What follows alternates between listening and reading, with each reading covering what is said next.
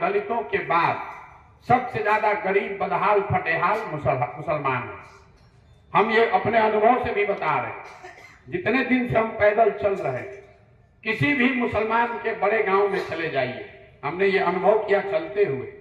मुसलमानों के छोटे गांव तो फिर भी कुछ ठीक है, जो मुसलमानों के 3000 से ज्यादा आबादी वाले गांव हैं, उन गांवों की हालत सबसे ज्यादा खराब है।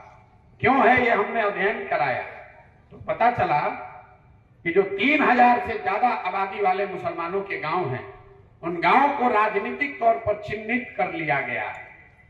जब कोई भाजपा का, जदयू का जीत कराता है तो उसको मालूम है कि यही वो गांव है जहां से 3000, 4000, 5000 वोट हमारे खिलाफ पड़ा है। तो वो एमएलए, वो सांसद ये जाता ही नहीं है, सुनिश्चित करता है कि आपके गांव में आपके बच्चों के लिए, आपके घर के लिए कुछ भी काम न हो। और जब वहां आरजेडी जीत कर